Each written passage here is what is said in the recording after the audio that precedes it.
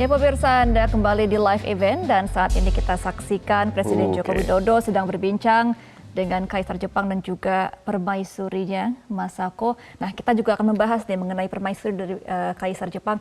Pak Tirta, kita kan juga tadi melihat bagaimana latar belakang istrinya ini seorang diplomat. Ini seberapa pengaruh sih terhadap kekaisaran suaminya begitu, terhadap karir suaminya? Ya, betul.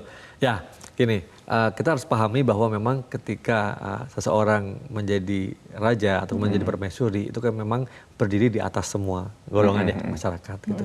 Dan juga dia harus rela melepaskan ya mungkin baju-baju ya semua yang selama ini termasuk karir dalam hal ini baju-baju itu karir ya seorang diplomat yang sangat cemerlang, sangat cerdas. Beliau ini Harvard ya lulusan Harvard, lulusan Oxford juga dan juga ketika masuk karir sebagai junior diplomat itu juga sangat moncer gitulah ya.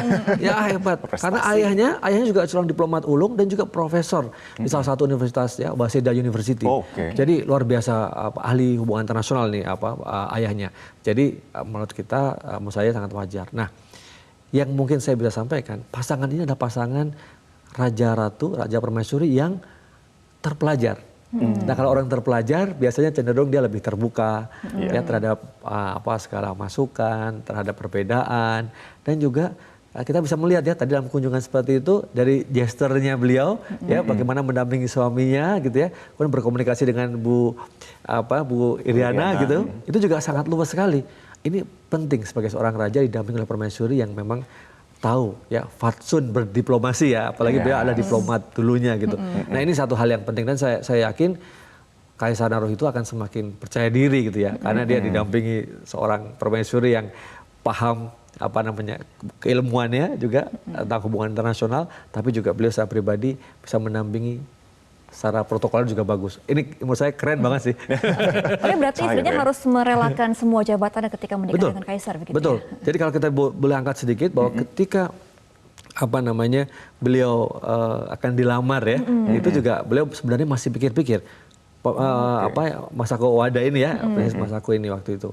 Karena juga badan publik Jepang melihat bahwa Masako ini salah satu diplomat masa depan Jepang, apalagi perempuan ya. Nah, itu satu hal. Tapi kemudian juga dalam perkembangannya beliau mau ya merelakan dengan ada jaminan ya dalam tanda kutip dari Kaisar Naruhito bahwa nanti akan tetap bisa dijaga hubungannya dalam kekaisaran itu. Karena kita tahu ya kehidupan dalam suatu kerajaan itu juga punya aturan-aturan tertentu yang dijaga kalau di Jepang namanya oleh rumah tangga kaisar. Nah, ini yang mengatur semua protokol-protokolnya, termasuk bagaimana kaisar harus apa, mungkin keturunannya juga kalau mau sekolah, mau kuliah seperti apa, kegiatannya seperti apa. Itu sangat ketat di Jepang. Nah, jadi itu mungkin satu hal yang Kaisar Naruhito meyakinkan bahwa ya kamu nanti tetap akan punya peran dan punya ruang.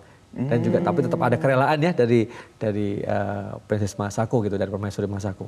Oke. Dan through the years apakah aturan tersebut lebih dilonggarkan begitu atau saat ini kita melihat ya masih sama saja begitu? Ya, jadi ada koridor yang memang harus sama ya. Tapi saya melihat ya ada fleksibilitas. Ini contoh sedikit ya bahwa adik dari Kaisar Naruhito ini Fumihito itu juga bahkan seorang PhD ya, S3 gitu ya. Iya, kemudian S1-nya universitasnya di Gaksuin juga, tapi kemudian juga ingin kuliah. Tadinya kuliah juga dilarang gitu untuk keluar negeri gitu maksudnya ya kan. Sudah di Jepang saja. Ini salah satu kampus yang bagus, ini lembaga pendidikan bagus, mempersiapkan khusus keluarga kaisar gitu ya. Nah, tapi di sinilah keterbukaan dari rumah tangga dari Kaisar Jepang ya, bahwa untuk menyiapkan pemimpin-pemimpin masa depan. Dan kita tahu ternyata kemudian dalam urutan kekaisaran Fumihito akan menjadi raja berikutnya ya, dan juga anaknya Hisahito ya yang masih kecil itu akan menjadi penerus berikutnya. Jadi anaknya Fumihito nanti ya, karena kan kalau Naruhito dan Masako ini tidak punya anak laki-laki kan.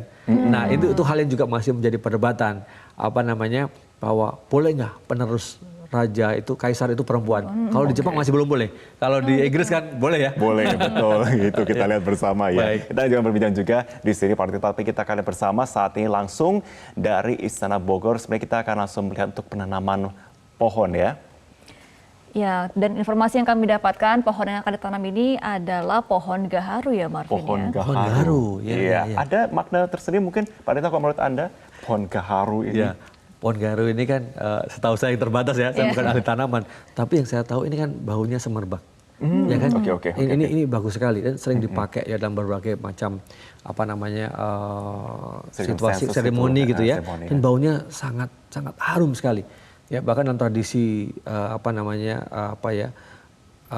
Islam waktu itu kalau nggak salah itu bisa jadi salah satu pengganti untuk apa semacam parfum zaman dulu. Parfum. Jadi bisa jadi wangi gitulah kira-kira. Dan sudah langka ya Lah udah infonya langka. ya. Dan Oke. harapannya tentu hubungan Indonesia Jepang ya ini makin terjaga dan makin harum ke depannya. Pohon gaharu ya. Ini juga Iya, katanya betul. kayunya yang dipergunakan Kayunya sebenarnya betul, ya. kayunya. Ya.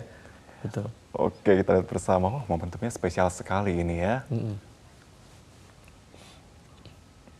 Oke, dan informasi yang kami dapatkan juga pemirsa, memang hanya bisa tumbuh di beberapa daerah saja ya, seperti di Pulau Sumatera begitu, dan juga beberapa lokasi lain di Indonesia Timur ya. Jadi informasinya nanti kami akan kembali konfirmasi juga. Tapi ini merupakan momen yang langka dan juga spesial juga menandakan momentum pertemuan kali ini. Tidak hanya dalam segi seremoni saja, namun juga ini syarat makna sekali dalam setiap tentunya agenda yang dipersiapkan juga. Bahkan Presiden Joko Widodo yang langsung mengatur sendiri loh, mengantarkan yang tadi kendi yang sudah selesai untuk ini ya.